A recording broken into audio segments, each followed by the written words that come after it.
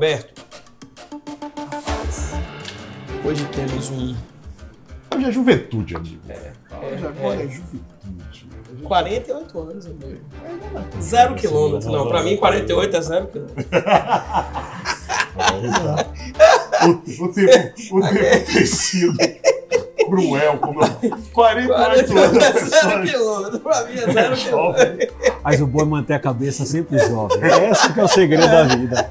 Eu não me resta mais do que isso, pensar desta forma. Eu não posso mexer no tempo, tenho que mexer na cabeça dos pensamentos. O nosso convidado de hoje é baiano.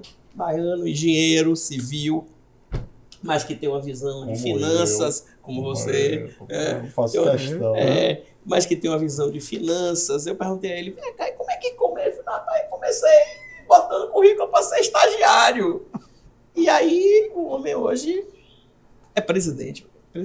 Parece que ele começou lá no Brasil. Então ele sai de estagiário e hoje chega. Presidência da empresa no da Brasil.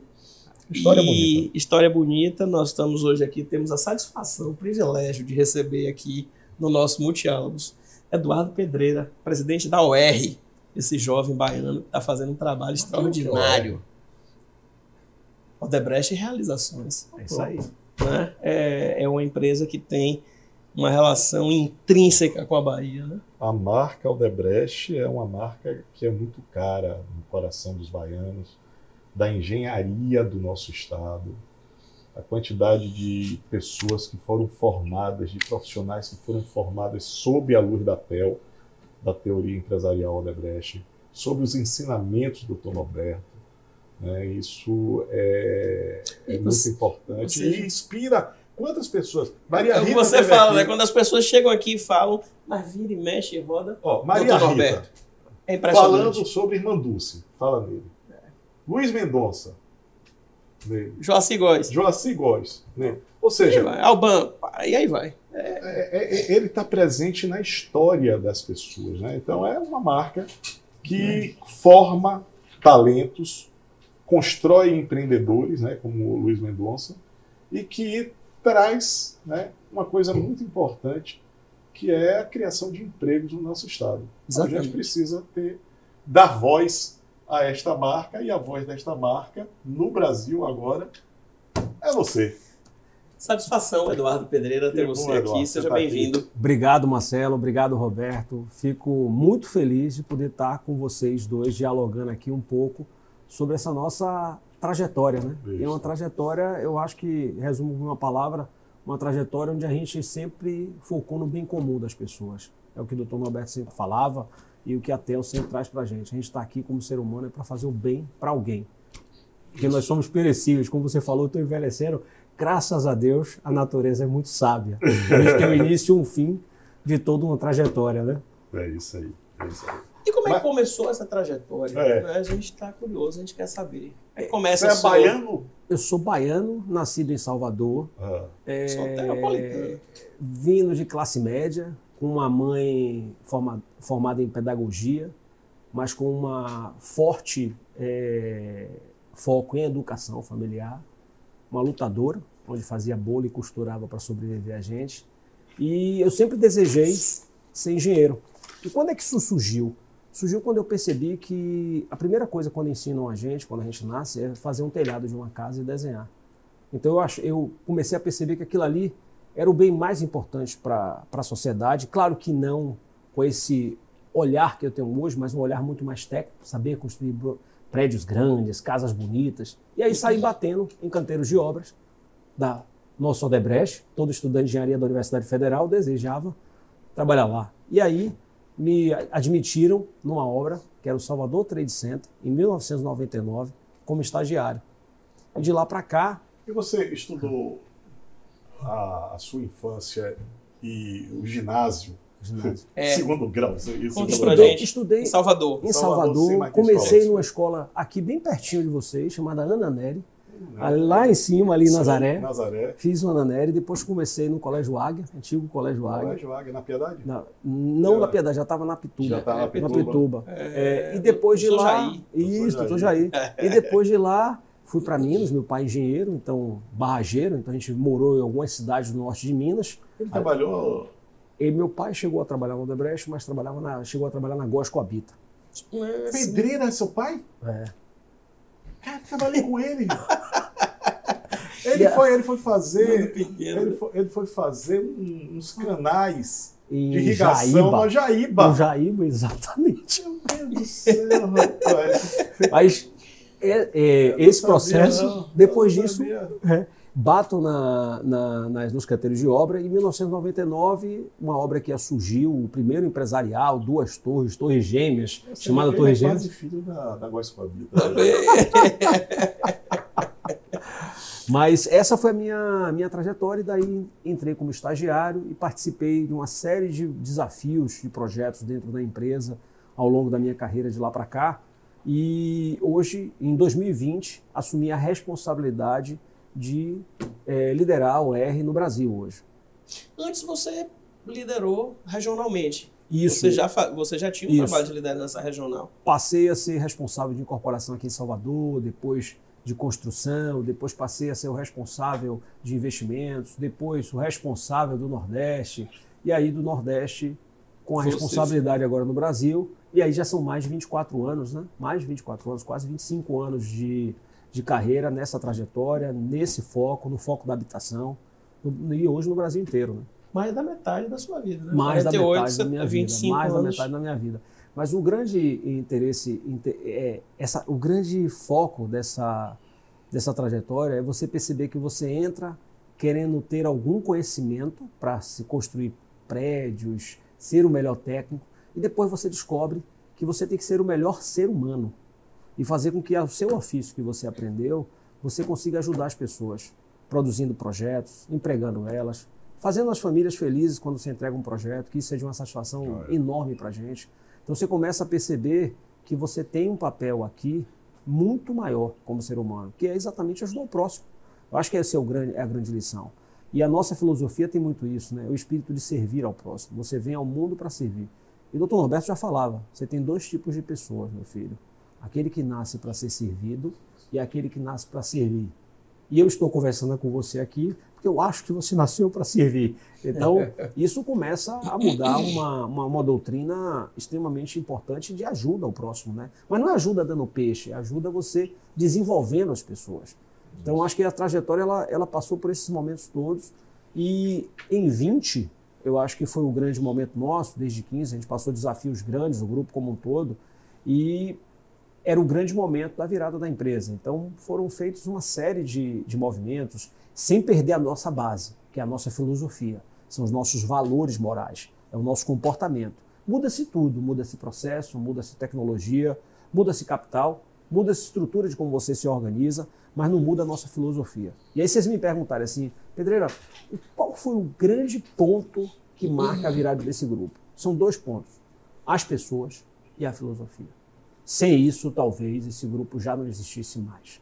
Acho que é o ponto que mais dá essa potência a esse grupo de pessoas, que nada mais é do que um conglomerado de pessoas, são esses 2 pontos. É isso que leva essa empresa a fazer produtos diferenciados, a impactar de forma positiva. Mas, eu quero aproveitar essa sua fala, porque assim, a vida da Odebrecht nem tudo são flores, né? Perfeito. Perfeito. Ela chegou a um determinado momento em que, na verdade, a gestão se afastou dos valores. Certo? Então, esse momento que a Odebrecht passou, e com ela até a economia baiana, né? A Lava Jato, ela teve um impacto enorme na sobrevivência das empresas, porque, diferente do mundo todo, quando tem um problema na empresa, as pessoas resguardam o CNPJ.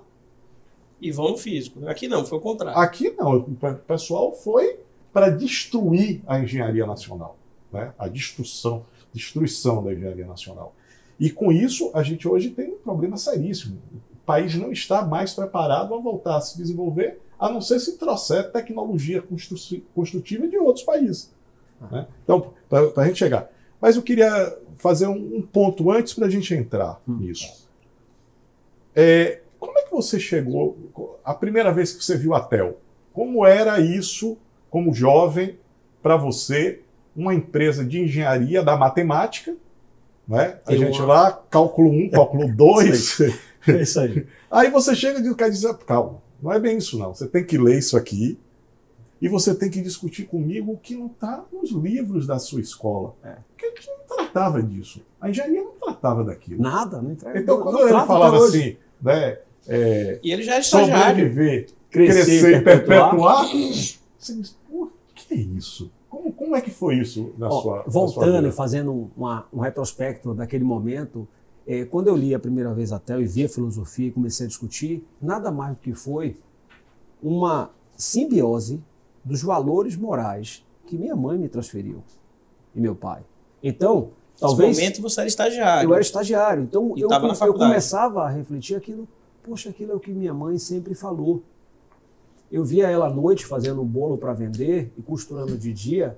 Era uma disposição de servir alucinante às outras pessoas. E ela ficava muito feliz e não cansava, trabalhava muito, porque ela via as pessoas felizes com o bolo que as pessoas experimentavam, a roupa que as pessoas experimentavam. Então, na verdade, trazendo isso, eu começava a perceber que aquela filosofia, que era uma filosofia humanística, você começava a perceber que os seus valores morais estavam muito ligados com aquilo. Agora, Roberto, eu concordo com você, com o que você falou. Eu acho que a empresa é um grupo de seres humanos. Não dá para achar que a empresa é uma máquina. Ela é um corpo de junção de seres humanos. E o que nós passamos, obviamente, existiu erros. Esses erros nas pessoas físicas foram punidas para isso.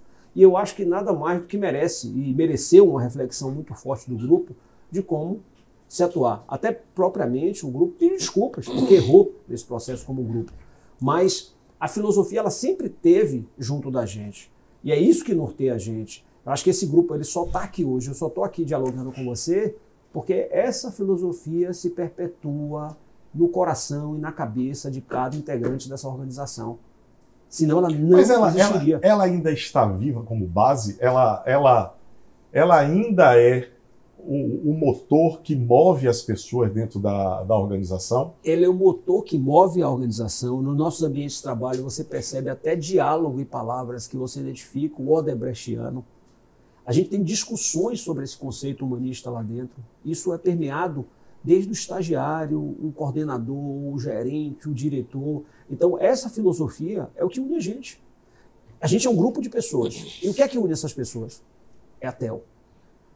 É o diálogo entre elas. É a junção entre elas. E por quê? Porque esses valores são iguais entre essas pessoas. Tem uma coisa, né, que ele está falando, que é a cultura oral, né? Certo? Então, a Odebrecht fazia muito isso, né? Através de gerações, ela ia trazendo nova geração e passando esse bastão para frente. Eu tenho quase 25 anos de organização. Tive presente com o Dr. Norberto em várias vezes. E não só a presença dele, mas no dia a dia com os mais velhos, com as gerações mais velhas, isso transferia essa cultura. Então, hoje, se você me perguntar, eu acho que qualquer integrante, seja o Dr. Emílio, seja o Dr. Maurício, seja o Pedreira, seja o estagiário que está aprendendo, um dos pontos mais importantes nosso é ser guardião dessa cultura. E que essa cultura ela seja permeada em cada um de nós. Por exemplo, o nosso estagiário tem a disciplina da prática do PA, que é o plano de ação. Continua tendo PA? 100% da UR hoje pactua PA todo ano, com a mesma estrutura que está na TEL.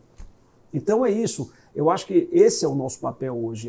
E é isso, Roberto. A gente só conseguiu atravessar esse maremoto que nós passamos por causa da filosofia e das pessoas com uma cultura muito forte. Então eu acho que é isso que norteia a gente, eu não tenho nem dúvida. Mas você já fala assim, passou ou você ainda está em travessia desse maremoto? Eu acho que passou, porque eu acho que a maré mais alta, a onda mais alta, ela já veio. Tem ondas menores, mas a onda mais alta já veio. Isso eu não tenho nem dúvida, porque eu acho que só a permissão de existir já foi dada pela sociedade.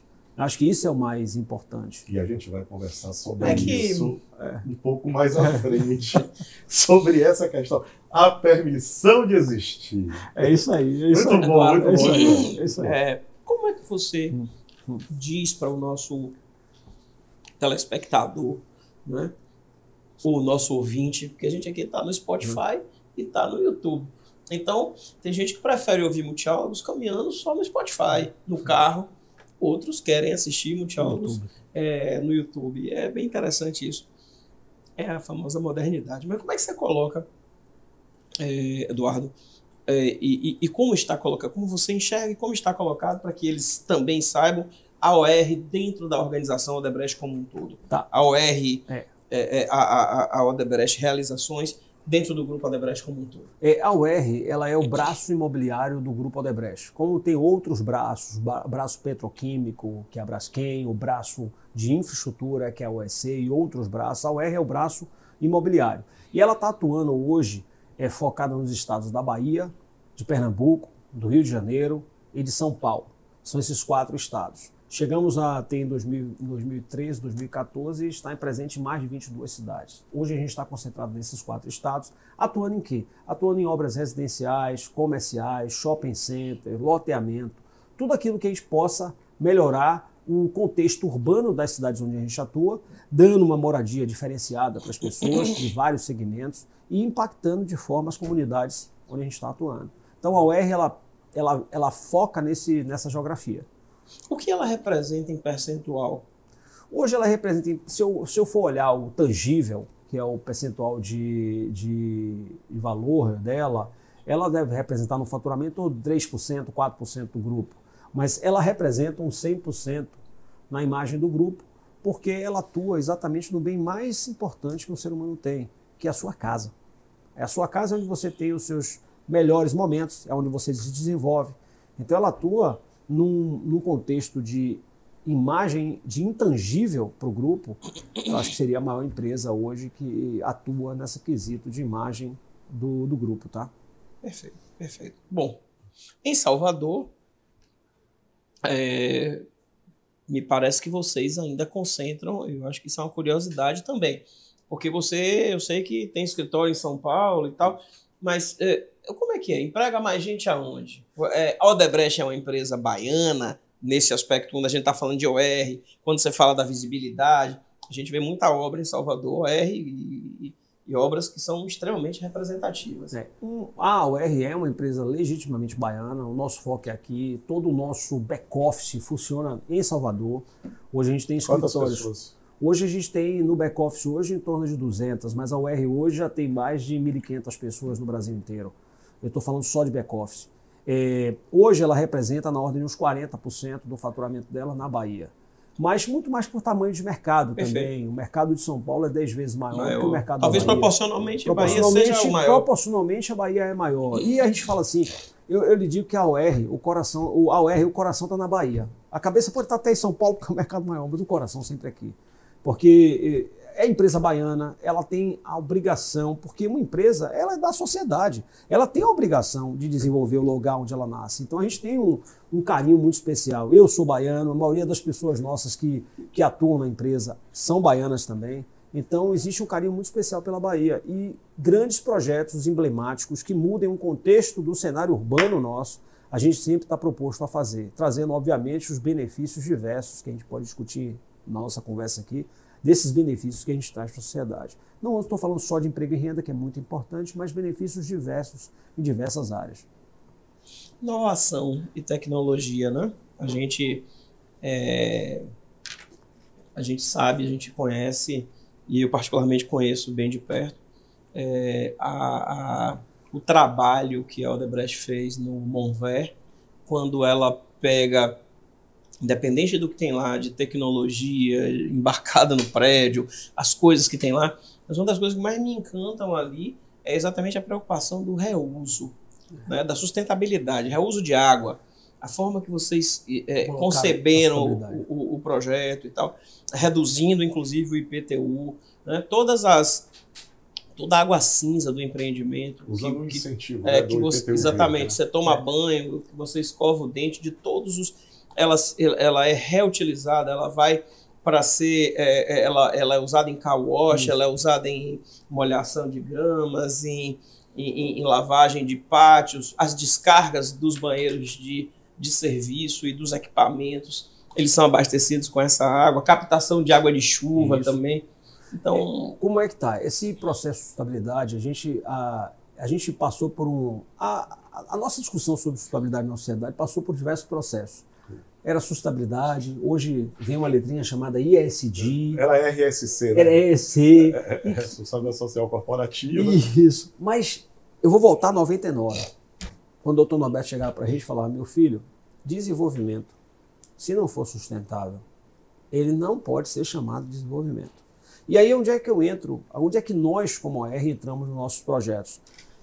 Hoje a incorporadora deve ser uma das incorporadoras que tem maior número de selos de sustentabilidade chancelados em seus projetos no Brasil inteiro. Desde o Green Build Lead, do Aqua, do EDGE do Banco Mundial, do Procel, do Ministério do Planejamento. E por que eu falo esses selos? Porque é uma chancela de um terceiro imparcial apurando as nossas práticas de sustentabilidade. Então, o Mover especificamente é um projeto que ganhou o selo EDGE Advances do Banco Mundial, primeiro selo do país a ser chancelado pelo Banco Mundial num projeto residencial. O que é que ele tem ali a preocupação que a gente tem com o meio ambiente? Primeiro, a gente desenvolve o prédio onde a transmitância térmica de calor é a menor possível. E aí você vai gastar menos no seu ar-condicionado e vai consumir menos energia. Segundo, todas as águas cinzas, elas são captadas, vai para a estação de tratamento do projeto e volta para grama, lavagem de carro e uma série de outros secundário, né? Isso. Nas torres lá em cima, tem 2 usinas de geração de energia fotovoltaica para abastecer as áreas comuns do prédio. Então, e a gente já vem fazendo isso ao longo de muitos e muitos anos. Vou pegar o hangar, que é aquele complexo empresarial. Foi o primeiro projeto empresarial do Ministério do Planejamento do Governo Federal a ter 16 selos naquelas torres todas. Ali, nós trouxemos tudo isso que eu estou falando e ainda fizemos mais. Aquela preocupação que eu te falei no S do ISD agora, é indo para o social. O que é que nós fazemos? Nós fazemos um relatório de diagnóstico social nas comunidades do entorno, onde nós estamos presentes, e aí identificamos ali em Mussurunga, acho que é Planeta dos Macacos, uma quantidade de pessoas que viveu à margem dessa sociedade. Imagina, o pessoal que vivia à margem de uma sociedade já carente. A gente trouxe e formatou eles uma comunidade, uma associação, trouxemos uma ONG, onde pegou todos esses indivíduos e transferiu tecnologias do ofício de artesanato, onde eles pegavam os restos das obras nossas e transformavam em materiais de decoração e a gente comprava de volta, mas a preocupação nossa foi a perpetuidade deles. Então eles hoje se reúnem e vendem esses artesanatos para outras obras e outros locais. Então, isso é o S, é a transferência de conhecimento para um ser humano poder ter dignidade de conseguir ter sua renda e melhorar sua vida. Além da parte de governança, como a gente falou, dos selos de sustentabilidade, vem a questão ambiental também. Então, em todo projeto nosso, a gente faz um relatório ambiental, vê quais são as espécies que estão sendo suprimidas, quais vão ser suprimidas, coloca isso como impacto negativo e, ao mesmo tempo, volta com um programa de replantio na cidade inteira. O Mover plantou mais de 1.500 árvores na cidade de Salvador, em diversos bairros de Salvador. Por quê? Para a gente, no final, na resultante, ela ser positiva e não negativa. Então, o nosso aspecto em todas as 3 âmbitos de angulação do I, do ESG, que é o meio ambiente, o social e o ambiental, ele é visto desde a fase de planejamento. Porque essa questão de sustentabilidade é uma questão que o mundo está pedindo. Nós hoje estamos vivendo... Quer ver um negócio? Estamos vivendo... Todo mundo está passando calor hoje, né? A onda de calor está insuportável. Você acaba de tomar banho, você já está de energia estourou nas hidrelétricas agora nesse último mês. Mas isso é um reflexo da nossa atuação como humanidade de muitos anos. Então isso é uma solicitação das pessoas do mundo. A mudança do clima é uma realidade que as pessoas não podem mais tapar os olhos. Porque e agora não tem nem como tapar os olhos, porque já está se percebendo na pele. Assim, as cidades vivendo ondas de calor e, às vezes, inundações, né? Inundações. Chuvas muito fortes. E matando as pessoas, matando gente. O Mover mesmo. Nós calculamos toda a geração de efeito de gás estufa que a nossa cadeia para produzir aquele prédio ele gerou, e nós fizemos um programa de uma recuperação de uma nascente no Baixo Sul, o Mover, para neutralizar toda a geração de gás de efeito estufa. Então, assim, a empresa hoje, se não pensar dessa forma... Fez um balanço... O balanço de gás de efeito estufa, do que foi feito. E o gás que gerou ali, por exemplo, na produção de um cimento, na produção de um aço, na produção de uma porta. E, ainda mais, na gestão até comercial da obra, eles olham se o fornecedor está numa distância menor, porque só o deslocamento do caminhão para cá, do diesel, você vai gerar esse Então você foi até o escopo 3? A gente vai escopo 1, 2 e 3. 3 e 2 3 e também? 3 todo. 3 e todo. Não, e aí, olha, isso talvez as pessoas não saibam. Não. Isso é muito raro isso. é muito raro você fazer isso, mas os selos de sustentabilidade hoje, para você ter um selo Green Build Visgo, ele exige que você tenha O escopo 3. escopo 3. Então os selos, eles chancelam que aquela empresa ela está realmente fazendo aqueles métodos, aquelas execuções todas com em favor do meio ambiente. Então, esse é um ponto. E aí, quando a gente traz o Monvel, traz toda essa gestão, e ela é uma gestão aberta, porque a gente discute isso com o mercado todo, o nosso propósito é criar a referência e o parâmetro que a gente aumente a nossa qualidade de gestão, a nossa qualidade de sustentabilidade, a nossa qualidade social e transfira isso para o mercado. Há outro ponto importante, as questões de compliance. Nós passamos por esse processo, nós devemos ser hoje, com certeza, uma das empresas que tem um sistema mais robusto. A gente ficou teve o DOJ americano que ficou junto com a gente, o Ministério Público Federal, a gente montou um sistema de compliance onde a nossa gestão é ética, íntegra e transparente a todo momento. Então tem sistemas de contenção, identificação. Então é um sistema onde a sociedade pede que você seja transparente com o processo como um todo. Isso é um caminho assim, muito importante, porque você ilumina a nova engenharia, né, no Brasil. Né? É como se a gente vai ter que refundar, né? Já que afundamos a engenharia, temos que refundar. E a gente refunde nessas bases, que são bases hoje aceitas mundialmente. Né? Então, inclusive está tendo um projeto de lei do BNDES para a retomada de recursos para exportação de produtos e serviços e equipamentos. Que bom. Certo? Então, isso é uma agenda positiva no Legislativo, vindo do governo federal, que está na nova Indústria Brasil, né, trazendo um incentivo para que a gente não desindustrialize. E quando a gente fala na industrialização, na reindustrialização do país e na neoindustrialização, passa pela essa agenda. Na agenda do ESG, da sustentabilidade, da capacidade de fazer melhor, olhando o futuro. Então, naquela questão que falava perpetuar, né, o doutor Norberto falava em perpetuar, hoje fala sustentável, é quase a mesma coisa. Né? É a mesma... Só muda a forma. A forma, porque ela moderniza. Mas aí eu quero fazer uma pergunta. Aí é que a gente vai chegar, porque nem tudo são flores, né? Para não dizer que eu não falei de flores, então eu quero dizer assim, olha só, vocês estão aí num processo polêmico. Né? A Praia do Buracão, vamos começar por esta, que esta é emblemática, a Praia do Buracão, conversa diretamente com essa agenda. Essa agenda que você está dizendo, a ESG, a Praia do Buracão conversa, né? Quando você fala... A Encosta da Vitória também. Mas vamos separar, que são coisas diferentes. Perfeito.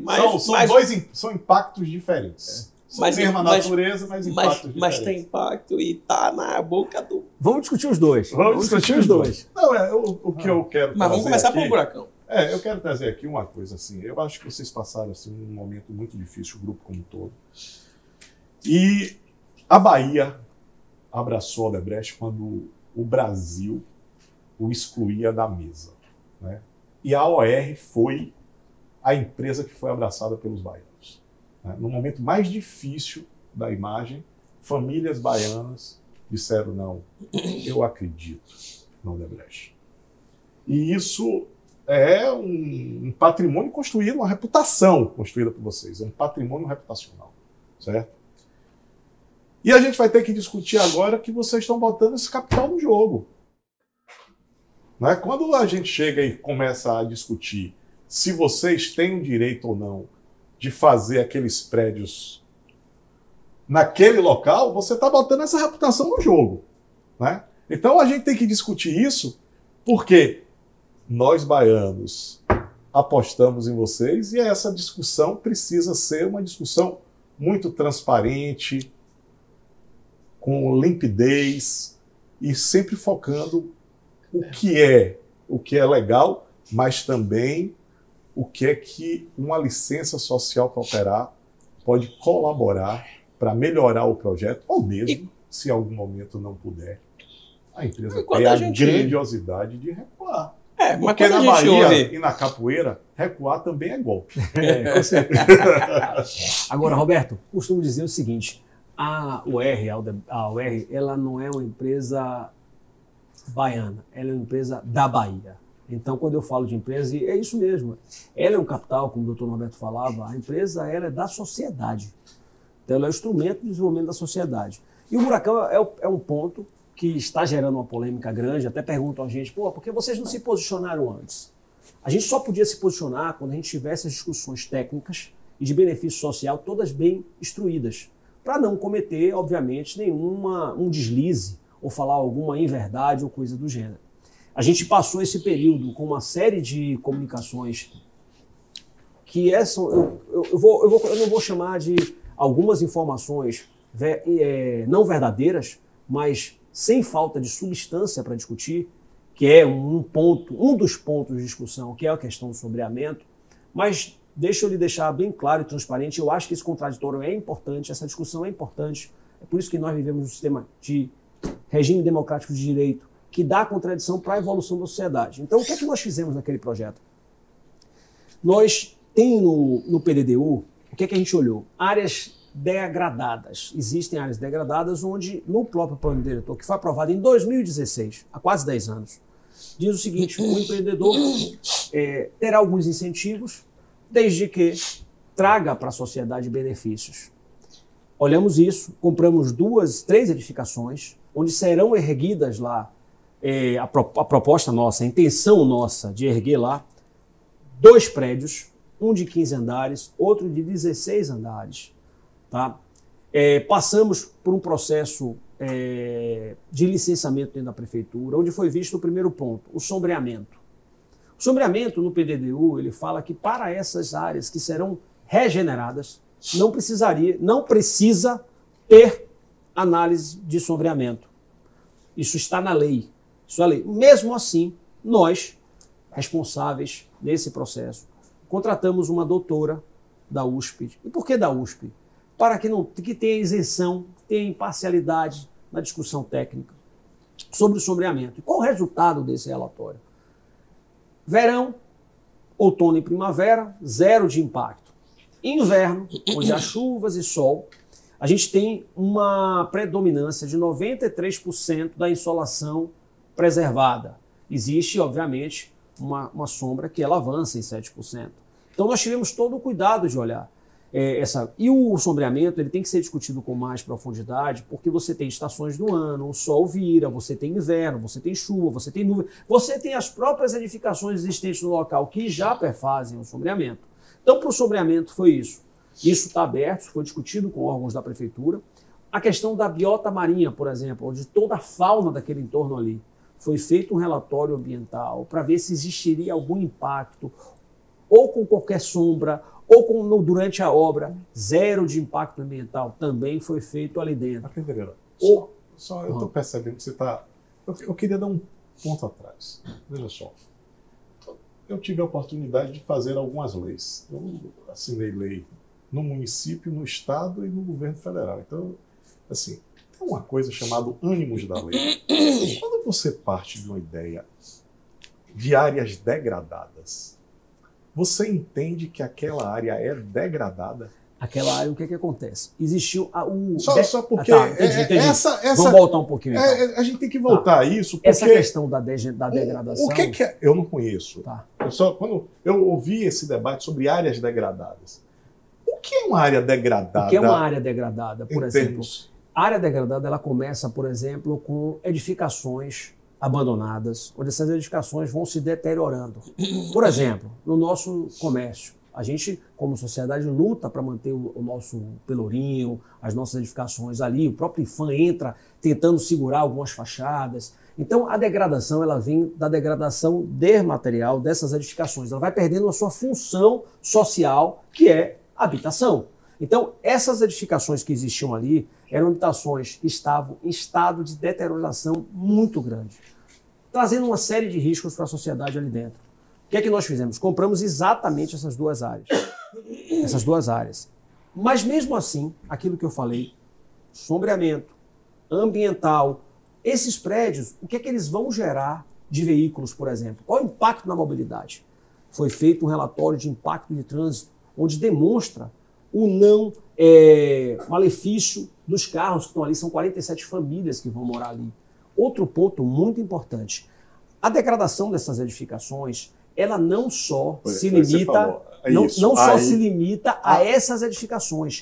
O empresário é obrigado a regenerar um entorno muito maior. E aí nós fizemos um projeto, Roberto, lá, onde a gente recupera toda a pavimentação com intertravado, a gente coloca um lugar digno para os ambulantes que trabalham lá, a gente coloca bicicletário para a sociedade colocar o local, a gente refaz o acesso à praia que está deteriorado, a gente faz esse acesso, a gente propõe trazer um posto dos bombeiros para ter salva-vida naquela orla. A gente propõe também, porque à noite tem uma faixa de calçadão de praia que está deteriorada também, a gente recompõe ela e provoca colocar iluminação para que à noite as pessoas tenham segurança no uso da praia. Então, assim, há uma série de benefícios que a gente fez. Obviamente, como você mesmo falou, essa discussão vai ser colocada, essa discussão, esses benefícios vão ser colocados para a vizinhança do entorno. Então, assim, existe um potencial de regeneração muito grande naquela região. Então, com tudo isso, nós vimos o seguinte, o vetor resultante disso tudo vai ser um aspecto positivo muito grande. Só que, Roberto, do outro lado também, tem que se discutir o seguinte, quais são os reais interesses de algumas pessoas ali dentro? Será que eu não quero ter um prédio na minha frente que tire a minha vista do mar todo dia que eu acordo? A gente está num centro urbano. Você não consegue conter isso. A verticalização é a saída natural para a humanidade não devastar o meio ambiente. Porque se a gente proíbe ter casa, a humanidade vai crescer para os lados. Se crescer para os lados, é devastar o meio ambiente. Então, eu acho que tem que ter essas discussões, sadia na evolução da sociedade, levantar todos os malefícios que vão acontecer do outro lado. Agora, a gente precisa ter uma discussão profunda. Acho também. Está falando, Marcelo, assim, que até, assim, a empresa jogar luz sobre essa discussão é uma discussão muito importante até para o futuro de Salvador. Certo? Eu tenho a minha posição pessoal, certo? Eu tenho a minha posição pessoal, mas entendo que é uma oportunidade, Pedreira, de Salvador repensar e repactuar. Não estou dizendo se o caminho é este, da construção. Eu acho que é uma discussão importante. Mas é uma discussão de modelo de desenvolvimento, já que Salvador desindustrializou. Totalmente. Certo? Nós não temos mais o capital da indústria, certo? Nós vivemos do serviço e do turismo, certo? Né? E o nosso serviço, aí vem a economia criativa como um fato fundamental, que ancora o desenvolvimento da cidade. Só que o setor imobiliário é, sem sombra de dúvida, quem ancora esse crescimento. Agora, se vai ser no buracão ou não vai ser no buracão, eu não sei. Agora, que essa discussão precisa reiluminar o formato com que nós vamos ocupar a nossa orla, nós precisamos.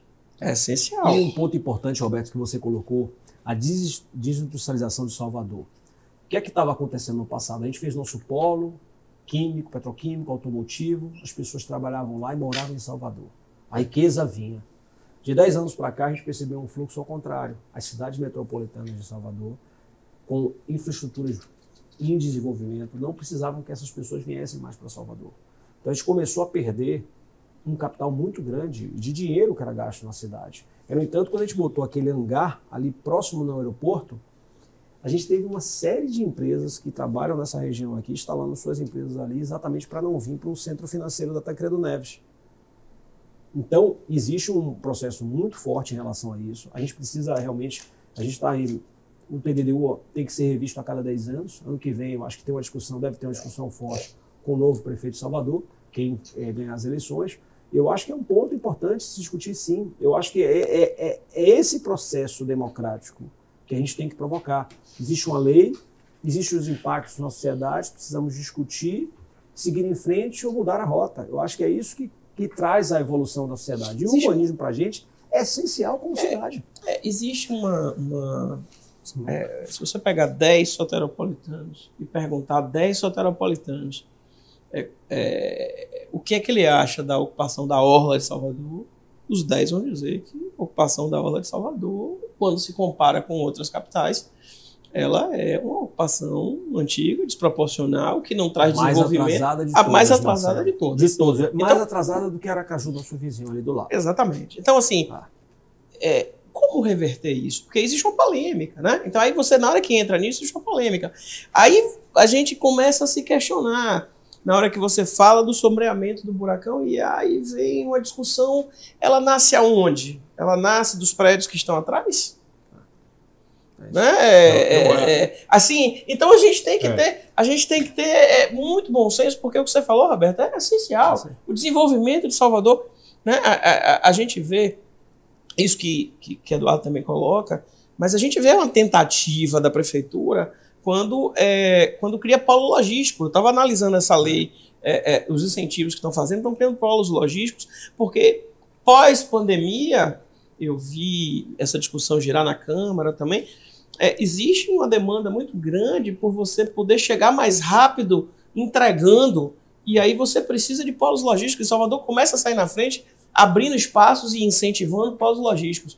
Mas assim, a essência é que entre 10 soteropolitanos entende que a Orla de Salvador ela precisa passar por um processo de regeneração. Essa é a palavra. E isso é fato, porque eu vou dar um exemplo realizado pela gente. A primeira discussão sobre a Orla veio no PDDU de 2016, onde se permitia construir prédio. Começou ali. Nós construímos o da Azul, na Orla de Jaguaribe. Foi o primeiro projeto. Você levantava lá, tá lá. Lindo. É uma obra de arte, realmente. Você passa hoje, você tem uns 6 prédios sendo feitos. E aí, a discussão passa por 2 aspectos. A gente querer qual é o novo modelo que a gente quer para a Orla, com todos os cuidados ambientais, de não acontecer a ilha térmica que acontece no Rio, ter os espaçamentos entre os prédios, mas de um outro conceito, da segurança jurídica para esses empresários. Aí você diga, Roberto, eu botei lá o da Azul, foi o primeiro a colocar, veio vários outros. Quer dizer, às vezes, o empresário ele quer fazer um investimento, mas tem medo. Sabe por quê? Porque se ele vai num terreno desse, será que ele está apto, ele tem aparato suficiente, tem para passar por uma discussão social dessa, que é importante? Então a gente precisa também colocar luz nisso.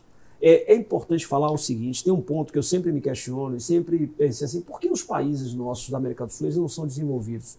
E a gente tem uma diferença do hemisfério norte. É simples, Roberto. Nós fomos colonizados como colônias de exploração. Nossos colonizadores foram embora.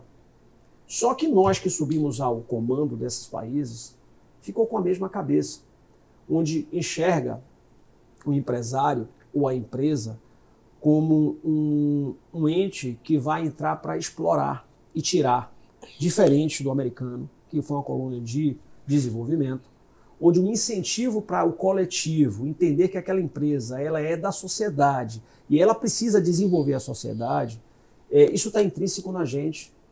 Então a gente precisa também a gente tem que ter a mudança, tem que enfrentar esse processo de discussão e entender que nós precisamos formar mais empresas na nossa cidade. Porque senão a gente vai jogar o desenvolvimento nas mãos só do poder público e vamos dizer que o poder público está para cuidar da gente. Pedreira, eu concordo. Agora acho que deveríamos deixar algumas coisas claras. Claro. Existem alguns modelos que a gente não quer copiar. Eu não quero ser Balneário Camboriú. Não, e nem Rio de Janeiro também. Então a gente precisa começar a dizer. Claro, olha, certíssimo. Este modelo não nos serve. Este modelo aqui não nos serve. O Balneário agora está querendo criar praia. Ele matou a praia e agora está lutando. Sombra lá abaixo do oceano. Né? Ele está lutando para trazer de volta a areia que ele perdeu. Porque ele não tem.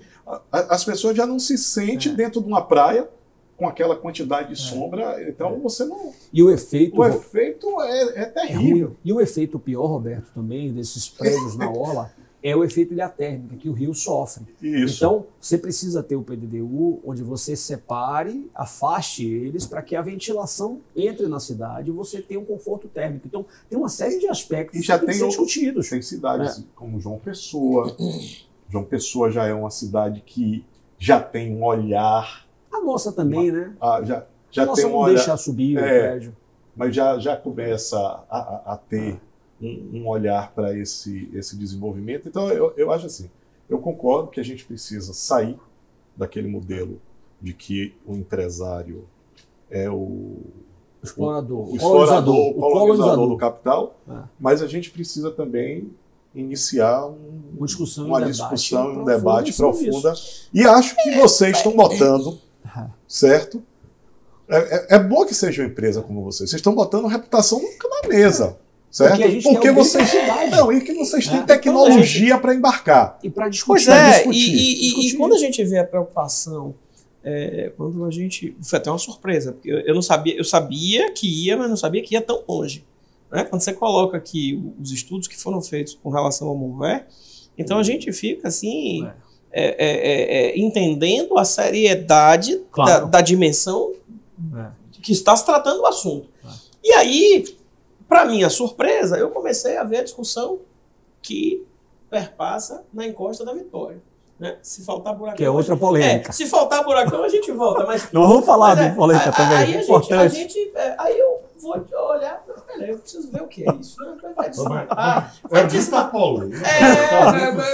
Mas é assim que a gente cresce como sociedade. Eu tô com coragem, né? Os caras não arregaçaram a manga. Aí você começa a ver, rapaz, vai desmatar? Eu vou olhar isso direito. Deixa eu ler esse negócio. Aí quando eu começo a analisar, aí você vai olhar e vai, rapaz, não é bem assim. Quer dizer, está desafetado, mas não pode tirar a vegetação, né? Tem que fazer, tem que criar. Aí, mas isso vai servir para quê? Ok, para aumentar a altura do empreendimento, mas aquele gabarito ali é liberado. Eu acho que você pode falar isso até melhor do que eu, porque a discussão ela fica muito em cima. Vai desmatar tudo. Eu sou ambientalista. Como é que vai cortar as árvores todas ali? Vai tirar encosta. Vai tirar encosta. Eu sou contra. Eu sou contra. Marcelo, eu posso te falar, porque também tem uma polêmica muito forte sobre isso. E hoje, com a rede social, a gente está aqui numa rede social, as informações elas são passadas de forma muito rápida. E às vezes a grande maioria não para dizer, será que isso é correto? Ou será que isso é verdadeiro ou se é falso? Então, eu vou contextualizar para vocês todos. Nós compramos uma área lá onde vai ter um prédio, certo? E é vizinho. Não tem discussão. A área comprada que vai ter o prédio... A área comprada vai ter o prédio, ponto. Independente da encosta ou não. Está dentro da lei. Só que eu tenho um prédio vizinho, que é um famoso prédio aqui em Salvador, onde eles não desejam ter o vizinho. E aí, desse prédio, começa a surgir uma série de questionamentos legítimos, mas que tem que ser respondida da forma verdadeira. A Câmara de Vereadores faz uma desafetação de diversas áreas, incluindo a área da encosta da Vitória, onde vai ser posto a leilão para quem tiver interesse. A UERJ tem interesse de comprar essa área, como diversas outras pessoas. O leilão não teve, mas 4 ou 5 pessoas foram lá, estavam presentes para adquirir. E como o sistema democrático de direito vai ser um leilão, quem pagar mais, leva. E aí, olha o ponto. Esta área da encosta, ela foi uma área desmembrada quando da construção deste vizinho. Era uma área privada. Passou a ser uma área pública, onde o poder público é o responsável por manter ambientalmente ali. E pela lei, é uma área de APP, uma área de preservação permanente, onde ela é intocável. Onde no momento que se for fazer qualquer edificação, isso é um crime federal, inafiançável, todos nós sabemos. Tá? E aí, se coloca desafeta. O poder público vai botar em alienação, vai vender ela, vai receber dinheiro sobre ela, vai receber IPTU todos os anos sobre essa área e vai colocar a obrigação de preservação para o ente privado. A sociedade deveria aplaudir o prefeito que está fazendo isso. Aí você vai dizer, não, Pedreira, mas veja bem, se vocês adquirirem essa área, vocês vão aumentar o prédio. Qual é o interesse que vocês têm de adquirir a área? Vamos lá. O interesse é exatamente esse, e esse é legítimo. Adquirir a área para aumentar potencial. Aí você me diz, mas você vai botar um prédio mais alto, 36, 35 andares lá dentro. Sim, ali no PDDU é um coeficiente livre, é um gabarito livre. Mas o que é que todo empreendimento passa? Ele passa por um escrutínio de discussões sobre impacto de trânsito, impacto ambiental, impacto de vizinhança. E isso é discutido dentro da prefeitura com um corpo técnico, à luz do plano diretor e da lei de ocupação e uso do solo. Então, não há que se falar que está se devastando e criando crime ambiental e movimentando formadores de opinião, movimentando o Ministério Público com informações falsas. Porque aquela área não pode ser edificada. Não pode ser edificada. Então, eu acho que é colocar luz nessa discussão. Roberto, concordo, é um ponto de discussão, mas nesse caso, não existe fato. Porque a preservação ela é garantida por lei. Então, é uma discussão simples de um vizinho não querer um prédio do lado. Então, para não querer um prédio do lado, o que norteia isso é a lei, gente. É a lei que nós todos aprovamos em 2016, que é o plano diretor da cidade. Ali hoje pode edificar na área que nós compramos, não na encosta. Vai ser edificado um prédio. Se ele vai ser menor ou maior, é uma questão de licenciamento da prefeitura, caso adquira a área. Se não adquirir a área, vai ter o prédio de qualquer jeito, só com menos andares. Então, esse ponto é um ponto que a gente tem que discutir o seguinte, e não existe perda social, pelo contrário, existe um ganho, onde eu faço o buracão e vou gerar lá 1.500 empregos diretos e indiretos e efeito renda. Caso eu faça a Vitória e tenha ainda mais a encosta, vai gerar mais de 1.500 empregos diretos e indiretos. Quantas famílias a gente está beneficiando? E os impactos, Pedreira, dessas edificações serão discutidas e serão licenciadas à luz de todos os impactos possíveis que a edificação faz. E qual é a resultante positiva que você está trazendo para a sociedade com isso? Então, eu vejo o seguinte, é importante essa discussão, a gente segue em frente, segue aberto em discutir com a sociedade, a gente sempre foi aberto. O buracão a gente não se posicionou antes, porque a gente estava num processo de estudo, então não tem como você discutir de uma coisa que você não tem em profundidade a certeza. Hoje nós estamos preparados para discutir. No entanto, o próprio Ministério Público já se colocou nesses dois projetos, a própria Câmara também. Então, eu acho isso importante, a própria sociedade também. E a gente tem que olhar à luz da lei e olhar à luz de quais são os impactos positivos que a sociedade quer. No buracão falaram até em desapropriar a área. Desapropriação dos terrenos.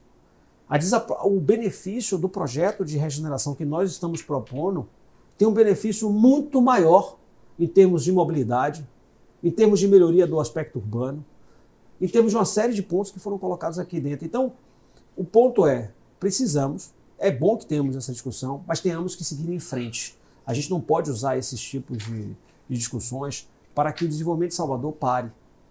Tem uma lei, temos que seguir. Tem discussão, vamos fazer discussão.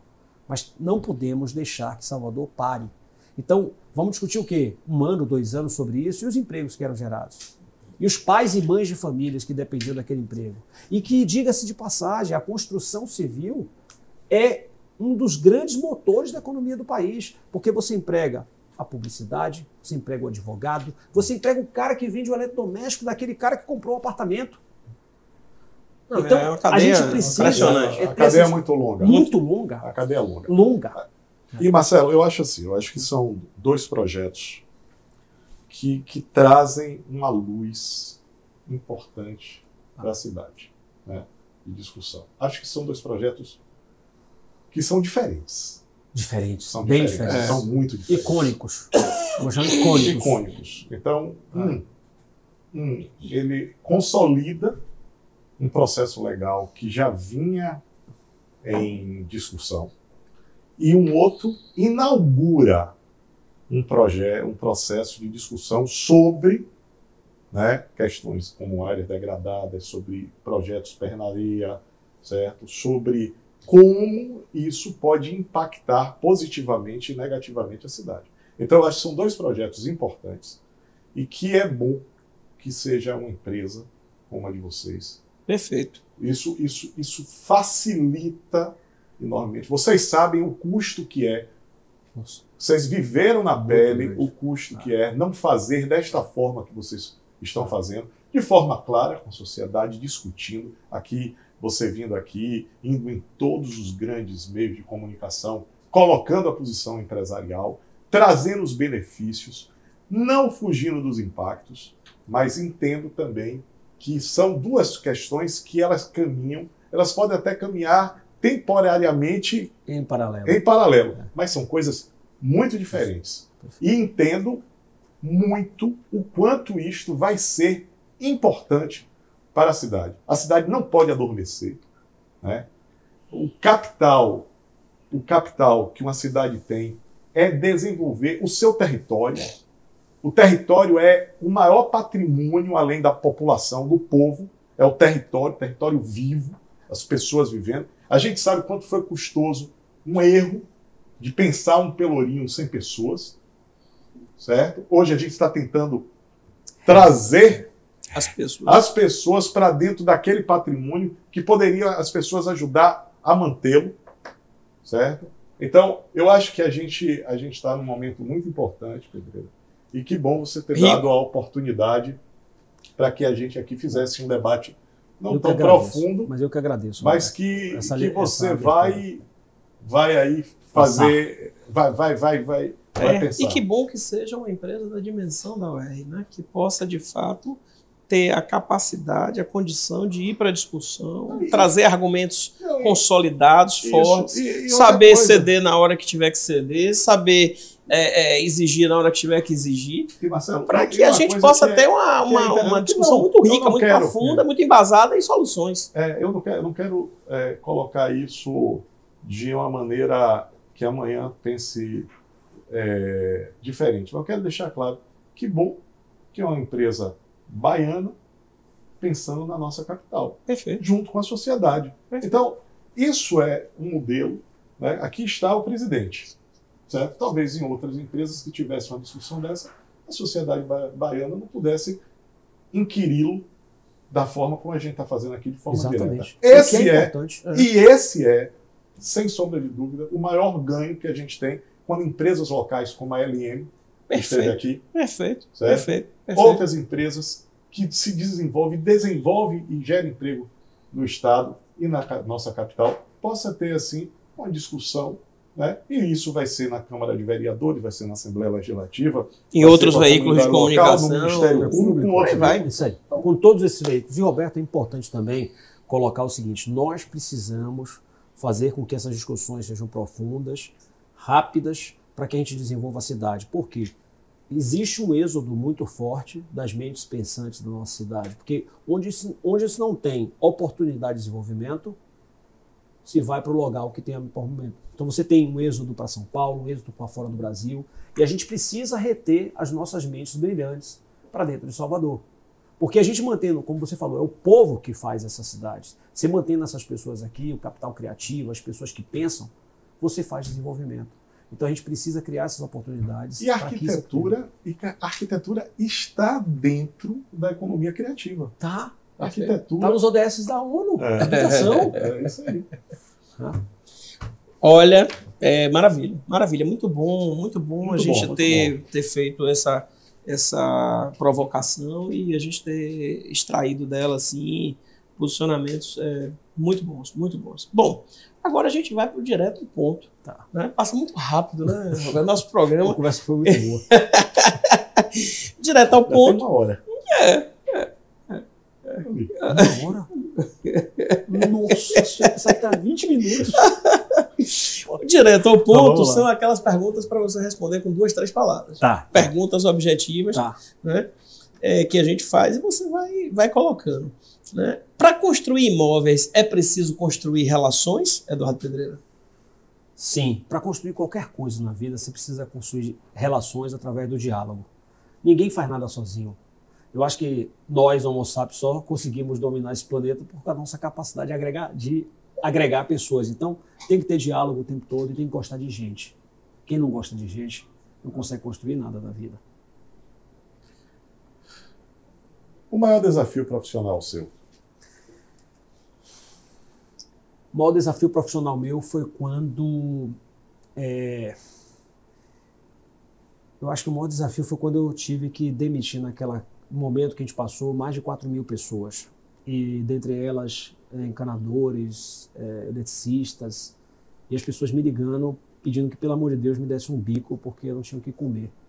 Então esse foi o maior desafio. E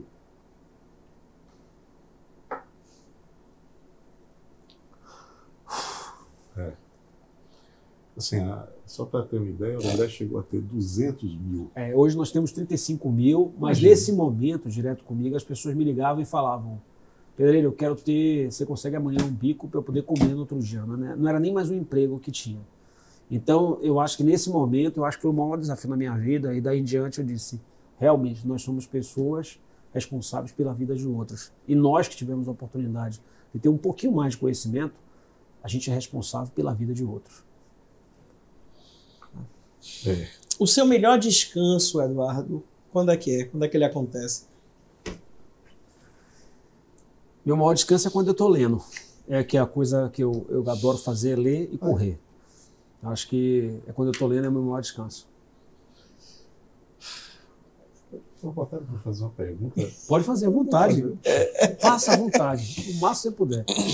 Uma praia de Salvador, em Salvador, uma noite gastronômica em São Paulo. Uma praia de Salvador. Uma praia de Salvador. Uma praia de Salvador, sem dúvida. Sem uma dúvida, principalmente no pôr do sol. Um esporte. Corrida. Você falou corrida.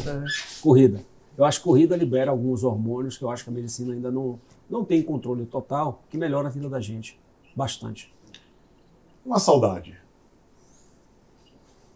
Meu avô, coronel da Polícia Militar, e que me deu a base da disciplina de como ser e como agir.